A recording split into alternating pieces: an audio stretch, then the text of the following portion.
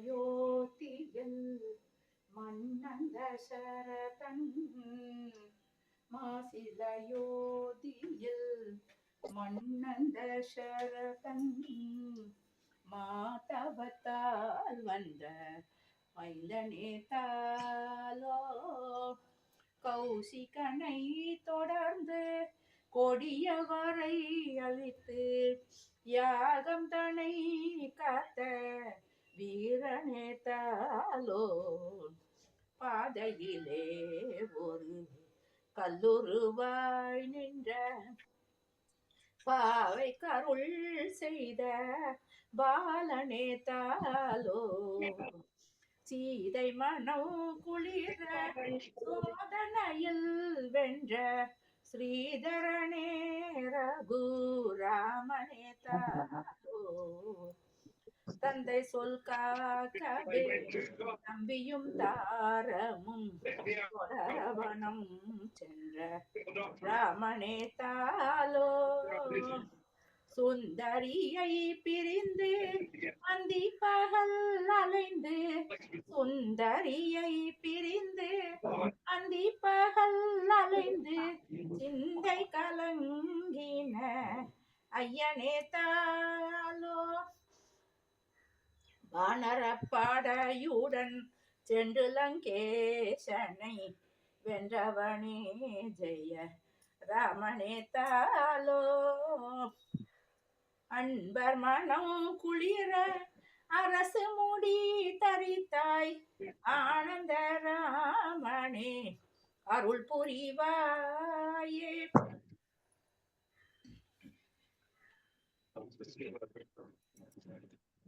அன்பர் மனம் குளிர அரசு முடி தரித்தாய் ஆனந்த ராமனே அருள் புரிவாயே ஆனந்த ராமனே அருள் புரிவாயே.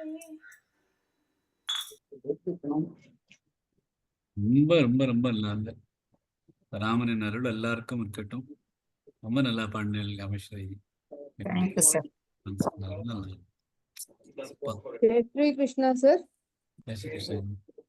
अन्नाद् भवन्ति भूतानि पर्जन्यादन्न संभवः यज्ञात् भवति पर्जन्यो यज्ञः कर्म समुद्भवः प्रकृते क्रियमाणानि गुणैः कर्माणि सर्वशः अहंकार विमुग्धात्मा कर्ताहमिति मन्यते. எல்லாம் நானே பண்றோம் அப்படின்னு அந்த ஸ்லோகத்தை சொல்லுது. இந்த அத்தியாயத்துல பகவான் எல்லாமே நான் தான் பண்றேன் அப்படின்னு சொல்றார். 3வது அத்தியாயத்துல இருந்து 10வது அத்தியாயத்துக்குள்ள பியூட்டிஃபுல்லா உங்களோட இந்த கீதை பாதையில ரொம்ப நல்லா இருக்கு கேட்கறது. எல்லாரும் சேர்ந்துட்டு பகவான் அடையணும், இதுதான் ஒரே நம்மளோட நோக்கமா இருக்கணும். 10வது அத்தியாயம் ரொம்ப முக்கியமான அத்தியாயம். அவரோட விபூதிகளை கண்டு அவரிடம் பக்தியோட அனன்ய சேதஸா இருக்கிறதுக்கு தான் வழி. அதோட பிரார்த்தனையோட ஆரம்பிக்கலாம். தேஷாம் சதத யுக்தானாம் பஜதாம் பிரீதிபூர்வகம் ததாமி புத்தியோகந்தை येन मामुपयान्ति ते अहमात्मा गुडाकेश सर्वभूताश्रयस्थितः अहमादिश्च मध्यं च भूतानामन्त एव च. சங்கீதியோட 18 ஸ்லோகங்கள் முடிச்சிருக்கோம். 10வது ஸ்லோகத்திலேருந்து அதோட ரிவிஷன் பண்ணிட்டு 18வது ஸ்லோகம் மாதிரி பண்ணிட்டு 19, 20, 21 3 ஸ்லோகங்கள் இன்னைக்கு எடுத்துக்கலாம். யார் மான்கே? जय श्री कृष्णा सर. जय श्री कृष्ण। तेषां सततयुक्तानां भजतां प्रीतिपूर्वकम् ददामि बुद्धियोगन्तं येन मामुपयान्ति ते तेषामेवानुकम्पार्थमहमज्ञानजन्तमः नाशयाम्यात्मभावस्तो ज्ञानदीपेन भास्वता।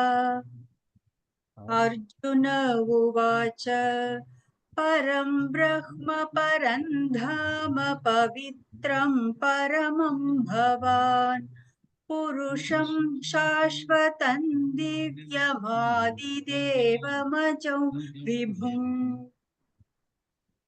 आहुस्त्वां ऋषयः सर्वे देवर्षिर्नारदस्तथा असितो देवलो व्यासस्त्वयं चैव ब्रवीषि मे सर्वमेतद्रुतं मन्ये यन्मां वदसि केशव न हि ते भगवन् व्यक्तिं विदुर्देवान् दानवाः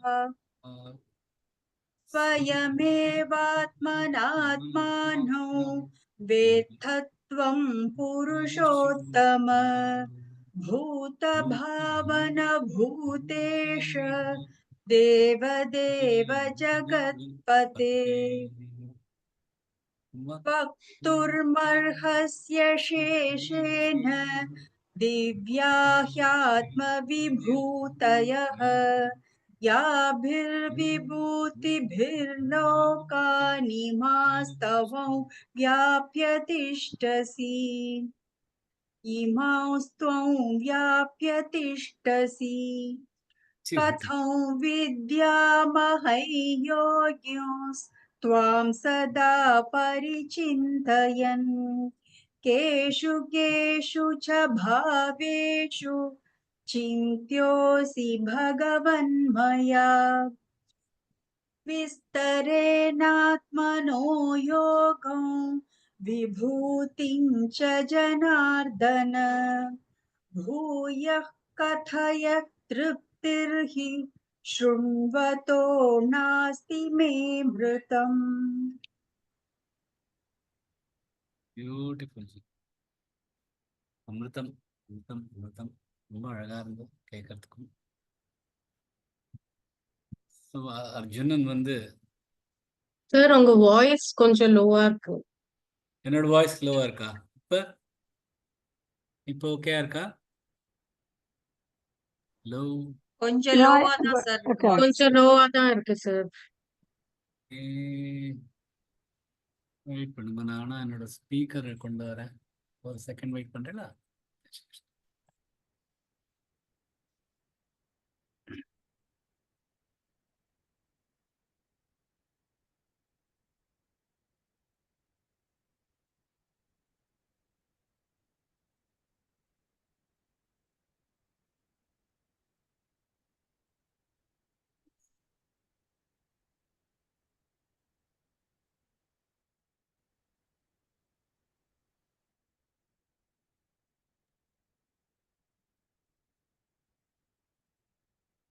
ஹலோ, இப்போ பெட்டரா இருக்கா? சரியா இருக்கு சார். ஓகே, ஸோ அர்ஜுனன் வந்து பகவான்கிட்ட சொல்றார், விஸ்தாரமா உன்னோட விபூதிகளும் உன்னோட யோகத்தையும் சொல்லு, எனக்கு அதை கேட்கணும். அமிர்தம் போல இருக்கு, எவ்வளவு வேணாலும் கேட்டாலும் அதை கேட்டுட்டே இருக்கணும் போல இருக்கு, திருப்தி இல்லை, அதனால விஸ்தாரமா சொல்லு, திருப்பி திருப்பி சொல்லு, பூய திருப்பி சொல்லு எனக்கு, ஏன்னா எனக்கு எவ்வளவு கேட்டாலும் எனக்கு திருப்தி வரல உன்னோட அமிர்தமான வாணியை கேட்கறதுக்கு அப்படிங்கிற இந்த ஸ்லோகத்திலேருந்து பகவான் தன்னோட விபூதிகளை 72 விபூதிகளை இனிமே சொல்லுவார். அப்புறமா அவரோட யோகத்தை பத்தி அவரோட பவரை பத்தி சொல்லுவார். 19வது ஸ்லோகம். श्रीभगवानुवाच हन्त ते कथयिष्यामि दिव्याख्यात्मविभूतय प्राधान्यतः कुरु श्रेष्ठ नास्त्यन्तो विस्तरस्य मे நடிச்ச மாதிரி சொல்றார். அந்த நிச்சயமாக தே நீ கதைஷ்யாமி நான் கூறுவேன் திவ்யா திவ்யமான ஹி ஏனென்றால் ஆத்ம என் விபூதய ரூபங்கள் பிராதான்யதः விசேஷமான குருஷ்ரேஷ்ட குருவர்களில் சிரேஷ்டமானவனே நான் அர்ஜுனன் சொல்ற ந இல்லை அஸ்தி இல்லை அந்தோ முடிவு விஸ்தரஸ்ய அளவு மே என்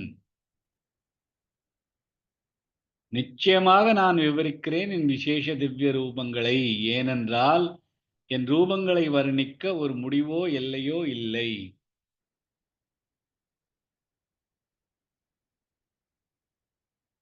முழுசா விவரிக்கலாம் என்னால முடியாது, விஸ்தாரமா சொல்ல முடியாது, ஆனா விவரமா சொல்ல முடியும். ஏன்னா என் ரூபங்களை வர்ணிக்க அதுக்கு ஒரு முடிவோ அதுக்கு ஒரு எல்லையோ கிடையாது. விஸ்தாரமா சொல்ல முடியாது, வெறும் அதுக்கான ஒரு விவரம் மட்டும் சொல்றேன் அப்படின்னு பகவான் சொல்றார். ஒரு க்ஷணமா பார்க்கலாம். ஸ்ரீ பகவானுவாச்ச ஸ்ரீ பகவானுவாச்ச சேர்த்து சொல்லணும். ஹந்த தே கதயிஷ்யாமி ஹந்த அந்த இல்ல ஹந்த தண்டையிலேருந்து வரணும். ஹந்த தே கத கத இல்ல கத இஷ்யா இஷ்யா இல்ல இஷ்யா ஈ அது ஈ இல்ல இஷ்யாமி இஷ்யா ஈ மேல் ஆகாத் கொடுத்து ஹந்த தே கதயிஷ்யாமி யா நடுவில் எடுத்து இழுத்தீங்கன்னா மீ ஷார்ட் ஆயிடும். இஷ்யாமி அப்படின்னு சொல்றதுக்கு பதிலா யாமி அப்படின்னு இருக்குன்னா நல்லா இருக்கும். திவ்யாக்யாத்ம திவ்யா தீமே ஆகாத் கொடுத்து திவ்யாக்யா ஹண்டியோ ஜாயிண்ட் இருக்கனால யா மேலேயும் ஒரு ஆகாத் கொடுத்து திவ்யாக்யாத்ம ஹ்யாத்ம யா மேலே ஒரு ஆகாத் கொடுத்து திவ்யாக்யாத்ம விபூதய விபூ நெடில் எழுத்து தய எல்லாமே குறில் எழுத்துகள். பிராதான்யத குரு ஸ்ரேஷ்ட பிராதா இல்ல பிராதான்ய தாமில் ஆகாத் கொடுத்து பிராதான்யத குரு ஸ்ரேஷ்ட குருஷ்ரே ருஷ்ரே ரூமில் ஆகாத் கொடுத்து அப்புறம் ஸ்ரேஷ்ட ரேஷ்ட ரேமில் ஆகாத் கொடுத்து குருஷ்ரேஷ்ட நாஸ்தியந்தோ இஸ் இத்திய 3 இருக்கு. நாஸ்தியந்தோ யந்தோ ஏமில் ஆகாத் கொடுத்து நாஸ்தியந்தோ விஸ்தரஸ்ய மே விஸ்த வீமில் ஆகாத் தத்தரஸ்ய ரமில் ஆகாத் நாஸ்தியந்தோ விஸ்தரஸ்ய மே. भारती जी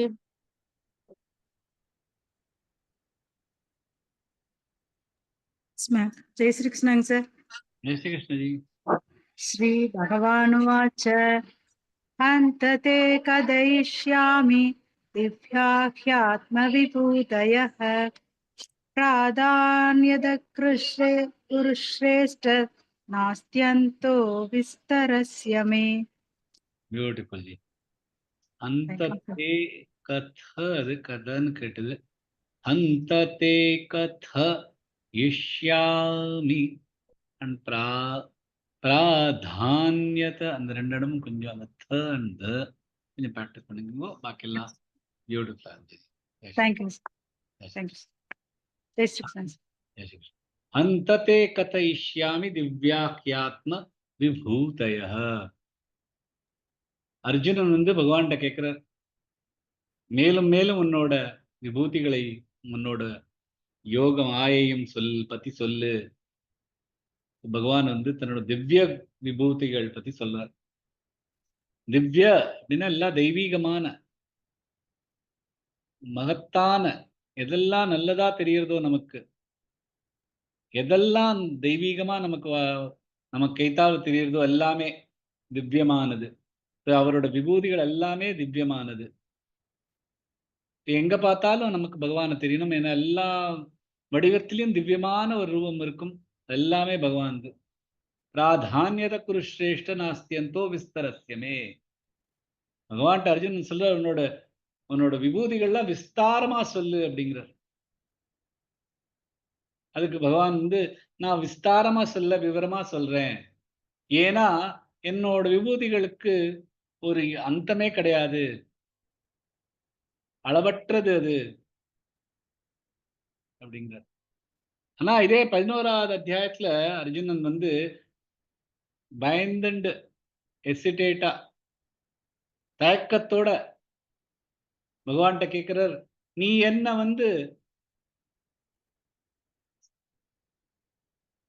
வந்து கேப்பபிளா நினைச்சுட்டு இருந்தேன்னா,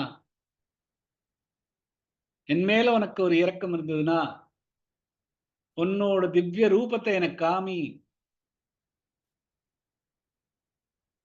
உன்னோட அனன்யமான அந்த ரூபம் இருக்கே, இந்த விஸ்வரூபத்தை எனக்கு காமி அப்படிங்கிறத பகவான் உடனே அவரோட ஆயிரக்கணக்கான, லட்சக்கணக்கான திவ்ய ரூபங்களை காமிக்கிறார். இங்க வந்து என்ன சொல்றேன்னா, எனக்கு உனக்கு சொல்ல முடியாத விஸ்தாரமா, ஏன்னா அதுக்கு வந்து எனக்கு எண்டே இல்லை, எனக்கு ஒரு முடிவே இல்லை, அதுக்கு அளவே இல்லை அப்படிங்கிறது. ஏன் அப்படின்னா, இந்த கேட்கிற தன்மை வந்து பார்க்கிற தன்மத்தை விட ரொம்ப ரொம்ப மேலானது. அதுக்கு தான் நம்மளோட வேதங்கள் எல்லாமே ஸ்ருதி. ஏன்னா கேட்டு கேட்டு வந்து வந்திருக்கிற ஒரு ஞானம் வந்து கேட்கறதுல இருக்கிறது எவ்வளவு கேட்க முடியுங்கிறது ஒரு தன்மை இருக்கு. அது இப்ப கண்களை விட குறைச்சலானது. கண்களுக்கு குறைச்சலானது, காதுக்கு தான் ஜாஸ்தி.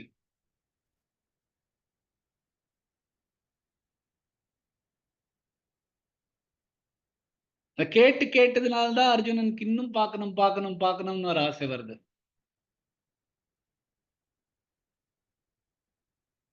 அதான் பகவான் சொல்ற, நான் என்னோட இது சொல்றது விஸ்தாரமா சொல்றதுக்கு ஜென்மம் முழுக்க இருந்தாலும் உன்னால கேட்க முடியாது, அவ்வளவு இருக்கு சொல்றதுக்கு.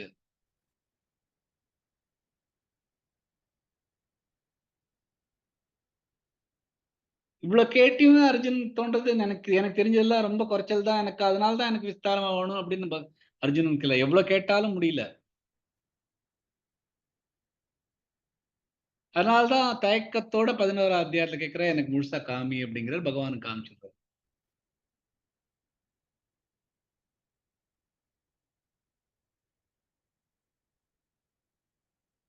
இந்த அத்தியாயத்துல பார்த்தேன்னா அர்ஜுனன் வந்து, எனக்கு உன்னோட விபூதிகள்லாம் விஸ்தாரமா சொல்லு அப்படின்னு கேட்கிறார். அப்படி விஸ்தாரமா சொன்னான்னா உனக்கு நீ எங்க இருந்து எது வரைக்கும் இருக்குன்னு எனக்கு தெரியும், கண்டுபிடிச்சுக்கலாம். நீ விஸ்தாரமா சொல்லாம இது இது இது சொல்றதுனால எனக்கு உன்னோட முழுசா என்ன புரிய மாட்டேங்கிறது. அதனால என்ன விஸ்தாரமா சொல்லு அப்படிங்கிற. அதுக்காக பகவான் சொல்றார், விஸ்தாரமா எல்லாம் உனக்கு சொல்ல முடியாது. ஏன்னா அதுக்கு ஒரு எண்டே கிடையாது, லிமிட்டே கிடையாது, ஒரு அளவே கிடையாது. நான் எப்படி உனக்கு விஸ்தாரமா சொல்ல முடியும்? ஆனா 11வது அத்தியாயத்துல பகவான்கிட்ட வந்து தயக்கத்தோட, பணிவோட அர்ஜுனன் கேட்கிற, எனக்கு உன்னோட திவ்ய ரூபத்தை காமின்னா பகவான் காமிக்கிறார். கேட்கிற விதத்திலையும் இருக்கு. ஏன்னா பகவான் அனந்தமானவர். அவரை பத்தி தனக்கு சொல்றதுக்கு அவராலே முடியாது, அவ்வளவு அளவுக்கு அந்த அந்த விபூதிகள் இருக்கு.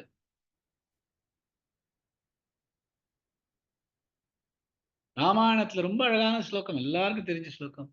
ஹரி அனந்த ஹரி கதானந்தா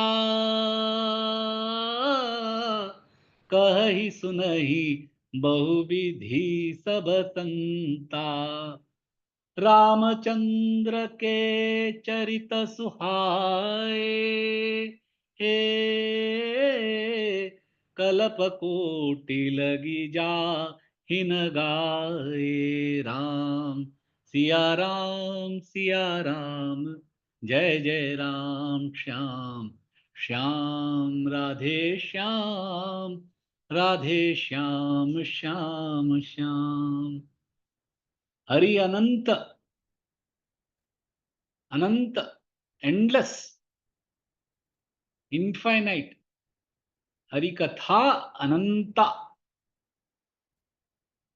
हरिये भगवाने अनंतम हरियोட கதா அதோட அனந்தம் அனந்தத்தோட அனந்தம்னா அதுக்கு ஒரு அர்த்தமே இல்லாத இருக்கும் நமக்கு. ஆனா ஹரியோட கதா அனந்தா அவரோட விபூதிகளை சொல்றது அவ்வளோ கஷ்டமானது. கஹி சுனஹி சப பகுவிதி சப சந்தா ஏதோ கேட்டது சொன்னதுனால இவ்வளவாவது சொல்ல முடியுது சந்தர்களா இருக்கிறவாளுக்கு. ராமச்சந்திர கே சரித்த சுஹாய் ராமச்சந்திரரோட சரித்திரம் கலப்ப கோட்டி லகி ஜாஹின காய கலப்ப கோட்டி கோடி கல்பம் வரைக்கும் பாடினாலும் அதை முடிக்க முடியாது. அவ்வளோ விஸ்தாரமானது. அது எப்படி நான் சொல்ல முடியும்? பாகவதத்துல இதோட ரொம்ப அழகான ஒரு ஸ்லோகம். யோவா அனந்தஸ்ய குணானாந்தன் அனுக்கிரமிஷ்யான் சது பாலபுத்திஹி ராஜாंसि பூமேர் கணாயேத் கதஞ்சித் காலேன நைவகில சக்தி தாம்னஹ. யார் பகவானோட விபூதிகளை குணங்களை அனுக்கிரமிஷ்யன் எண்ணி காமிக்க முடியும்னு நினைக்கிறாளோ சத்து பால புத்தி குழந்தைத்தனம் குழந்தைகளோட புத்தி இருக்கிறவாதான் அப்படிலாம் சொல்ல முடியும். ராஜாंसि பூமேர் கணாயேத் கதாஞ்சித் இந்த பூமியில இருக்கிற இந்த டஸ்ட் இருக்கே அத கூட எண்ணிடலாம்.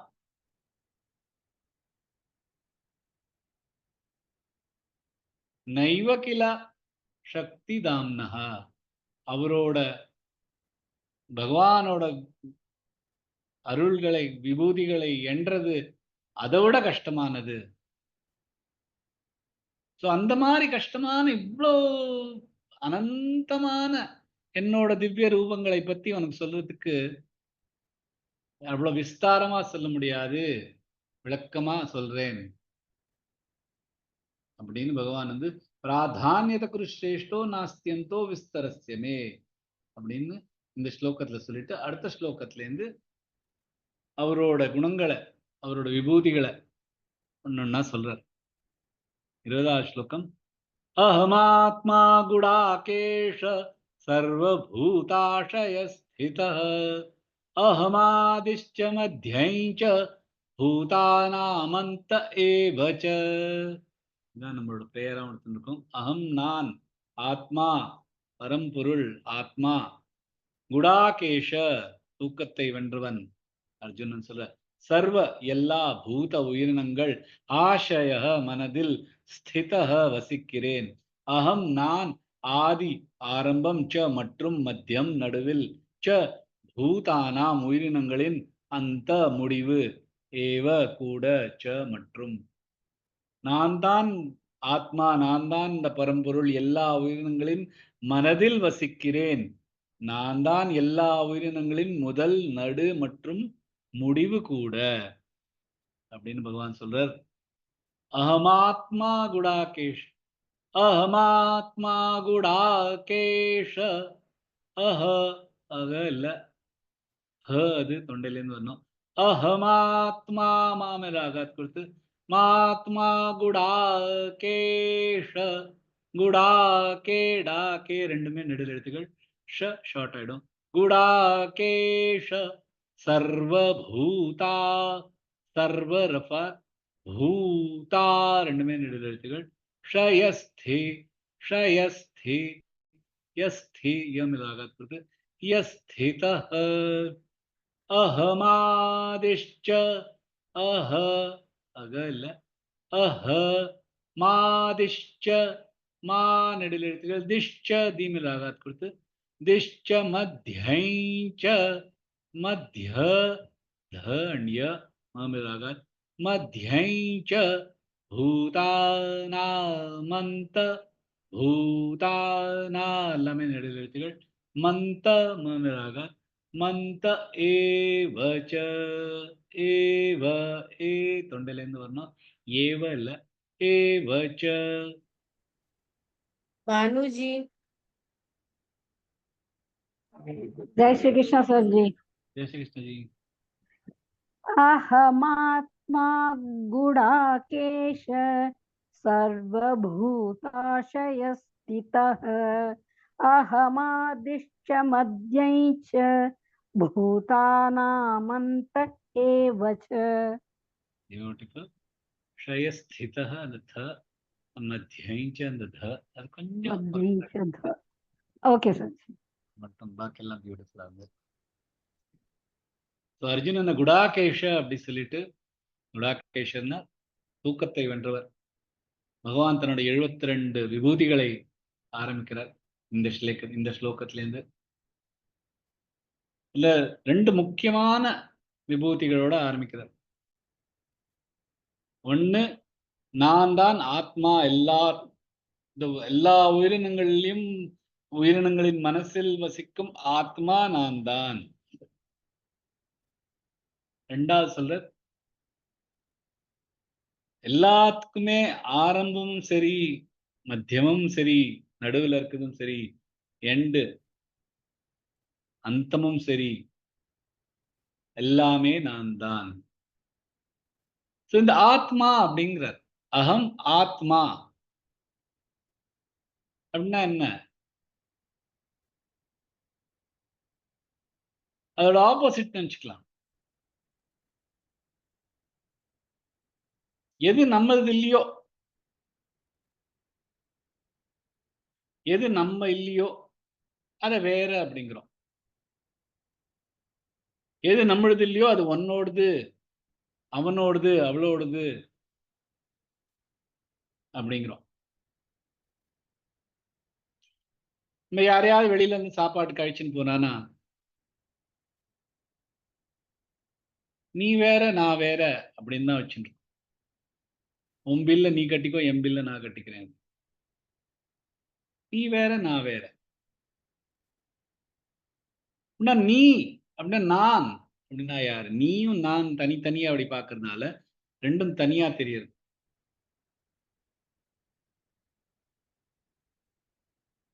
இந்த நான்கிறது நமக்கு இப்ப புரிய ஆரம்பிக்கிறதோ, அந்த நான்கிறது தான் நமக்குள்ள இருக்கிற வசிக்கிற ஈஸ்வரன்.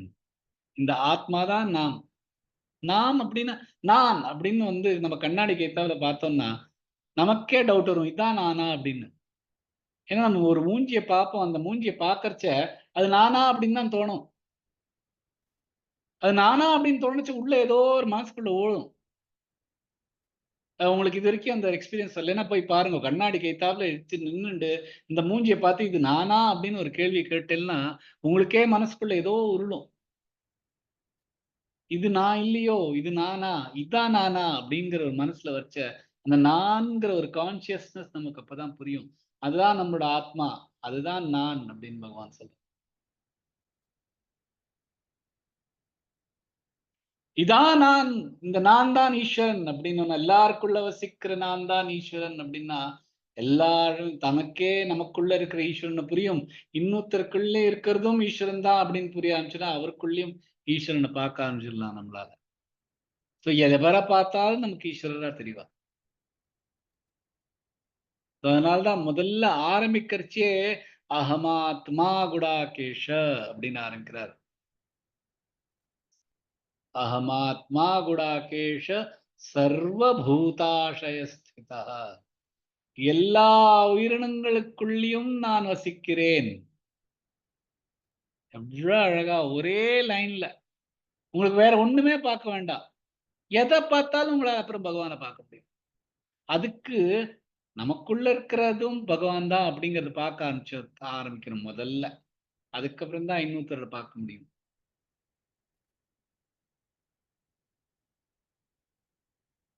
ஸோ ஐனஸ், நான், என்னோட கான்சியஸ்னஸ் என்ன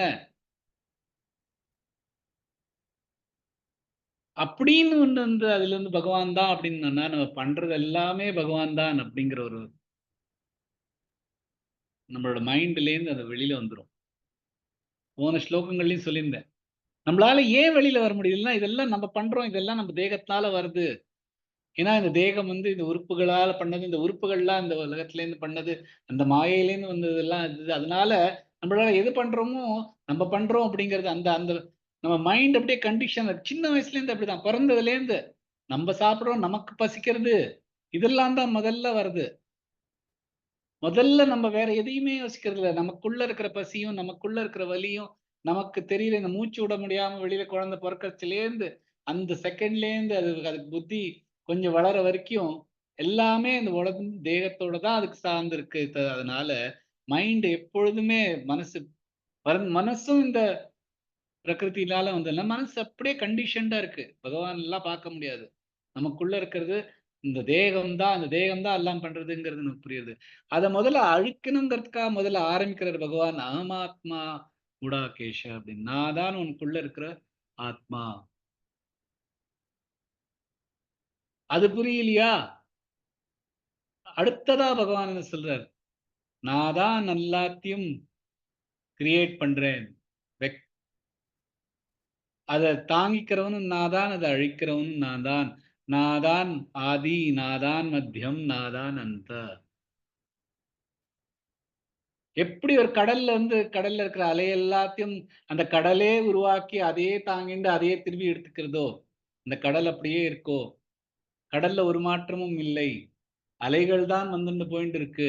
அந்த அலைகளை உற்பத்தி பண்றதும் அந்த கடல் தான், அந்த கடல் தான் அந்த அலையும் தாங்கிட்டு இருக்கு, அதை தானே திரும்பி எடுத்துக்கிறதும் கடல் தான். அப்படிங்கிறத ஆதியும் கடல், மத்தியமும் கடல், அந்தமும் கடல், அப்படி மாதிரி நம்ம யோசிக்கலாம். அது மாதிரி பகவான் சொல்றார், எல்லாத்துக்கும் ஆதியும் நான் தான், மத்தியமும் நான் தான், எண்டும் நான் தான், அந்தமும் நான் தான்.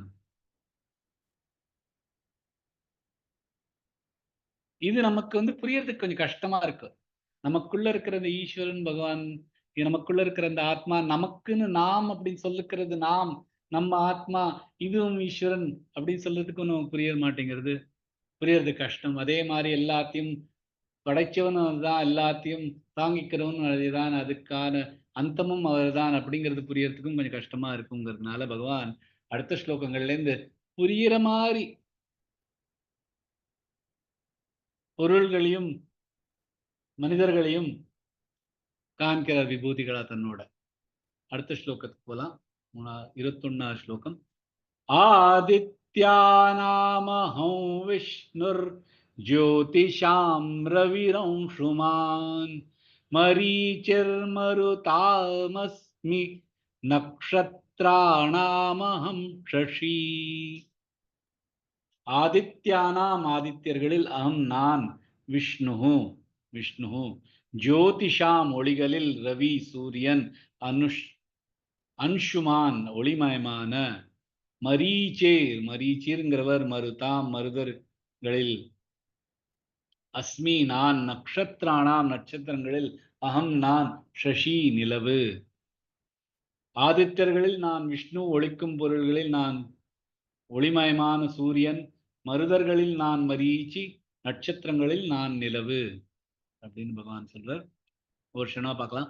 ஆதித்யாநாமஹம் விஷ்ணுர், ஆ நெடிலெழுத்து, தித்யாதி மேலாக, நாமஹம் விஷ்ணு, விஷ்ணு வி மேலாக கொடுத்து, விஷ்ணுர் ஜோதிஷாம், ஜோ நெடிலெழுத்து, திஷாம் ரவிரंशुमान्, வச்சுக்கலாம், ரம்ஷுவான் வேண்டாம், ரंशुमान् மரீச்சிர்மருதாமஸ்மி, மரீச்சிர் ரீ நடுல இருக்கிறதுனால ரீ எழுத்துனா சி சின்னதாயிடும், புரியல் எழுத்து. மரீச்சிர் ரஃபார் கொடுத்து, மருதாமஸ்மி, தா நடுல எழுத்து சொன்னா மஸ்மி, சின்னதாயிடும். நக்ஷத்ராணா, நக்ஷ இக்கண் ஷ இருக்கனால நம்ம ராகாத் கொடுத்து, க்ஷத்ரா ஷ மேல ராகாத் கொடுத்து, நக்ஷத்ராணா மகம் ஷஷி, ஷஷி ஷஷி சஷி அதெல்லாம் சொல்லாம ஷஷி ஷஷி புவனாஜி. நக்ஷத்ராணாமஹம் ஷஷி. சொல்லுங்க. यस्मा आदित्यानामहं विष्णुर्ज्योतिषां रविरंशुमान् मरीचिर्मरुतामस्मि नक्षत्राणामहं शशि. பியூட்டிஃபுல், பர்ஃபெக்டா சொன்னீங்க. இந்த மாதிரி புராணங்கள்லேருந்து அப்பதான் அர்ஜுனனுக்கு புரியும். அதுக்காக தன்னோட விபூதிகளை சொல்றதுக்காக பகவான் வந்து உவமைகள் எடுத்துக்கிறார். ஆதித்யானாம், கஷ்யப முனிக்கு 2 மனைவிகள் இருந்தாலும், அதித்தி திதி. அதித்திலேருந்து 12 திவ்யமான மனிதர்கள் பிறந்தாராம். தாத்தமித்ர அரியம சக்ர வருண அம்ச பக விவஸ்வான் புஷ சவித துவஷ்ட வாமன. வாமன தான் விஷ்ணு. வாமன தான் விஷ்ணுவோட அவதாரமா வந்தவர் வாமன. அவர் விஷ்ணுன்னு சொல்லலாம். ஸோ பகவான் வந்து ஆதித்யர்கள்ல, ஆதித்யருக்கு 12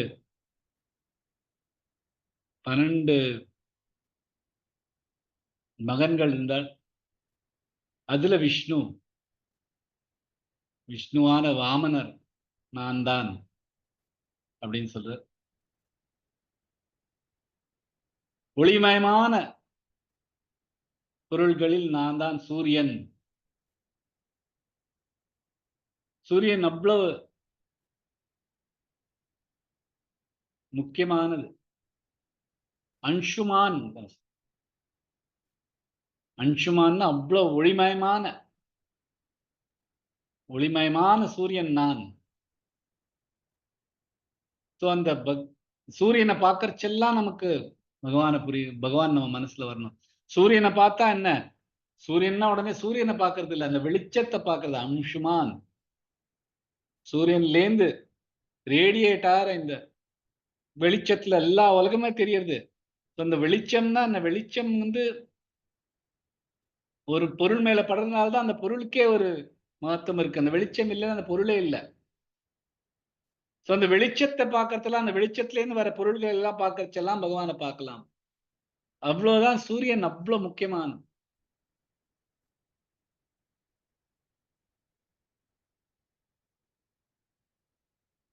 ராமாயணத்துல சொல்லுங்க, ராகாபதி ஷோரசவாஹி தாராங்கணா சமுதாயி சகல கிரீன தவ லைஹ பினு ரபி ராத்தி ந ஜாய்.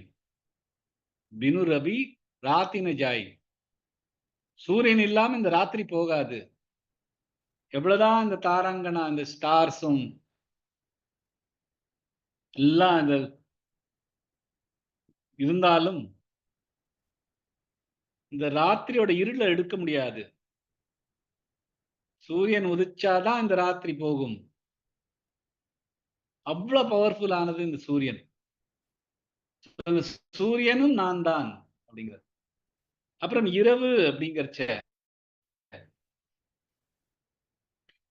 அதுல இருக்கிற நிலவு நான் தான். ஏன் நிலவை சொல்றார்? இவ்வளவு லட்சக்கணக்கான தாராங்கணம் இருக்கு, ஏன் நிலவை சொல்ற? ஒரு நிலவு வந்து 1000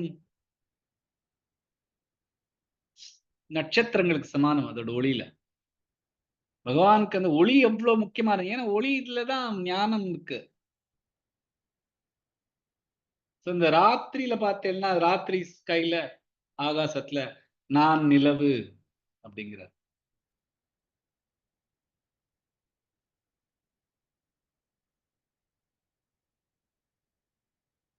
இந்த அதித்திலேருந்து 12 மகாபுருஷர்கள் வந்த மாதிரி தித்தியிலேருந்து தைத்தியர்கள் வந்தார்கள், அசுரர்கள்.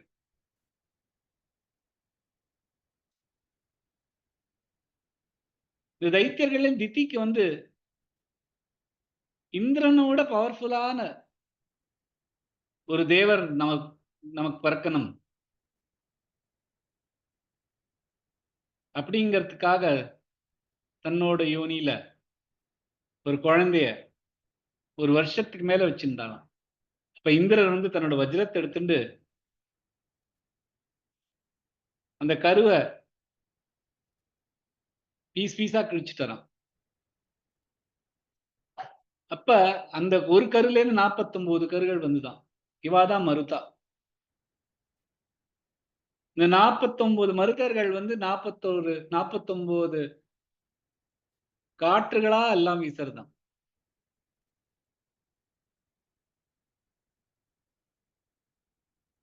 அதுல அவாக பிரவாக நிவாக புர்வாக உத்வாக சம்வாக பரிவக அப்படின்னு நிறைய காற்றுகள் மருதர்கள். அதுல மெயினா இருக்கிறது பரிவாக. அதுக்கு மரீச்சி என்று பேர். சோ இந்த மாதிரி மருதர்களில் நான் மருச்சி. மரீச்சி இங்க வந்து 49 மருதர்கள்ல முக்கியமானது. அதுல நான் மரீச்சி அப்படிங்கிறது. இன்னொரு கதையில ஆஞ்சநேயர் கட்டி போட்டு ராவணன் கைத்தாப்புக்கு அவருக்கு நெருப்பு வைக்கச்ச இந்த 49 மருதர்களும், ஏன்னா வாயுவோட மகன்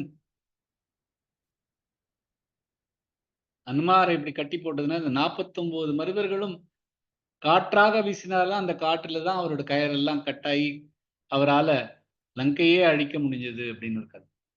ஸோ அந்த மாதிரி மருதர்கள்லயே முக்கியமானது மரீச்சிங்கிற மருதர். அந்த மருதர் நான் அப்படின்னு பகவான் இந்த ஸ்லோகத்துல சொல்றார். பாக்கி விபூதிகளை நாளைக்கு பார்த்துக்கலாம். ஜெய் ஸ்ரீ கிருஷ்ணா. ஒரு 5 நிமிஷம் வேணா இது எடுத்துக்கலாம்.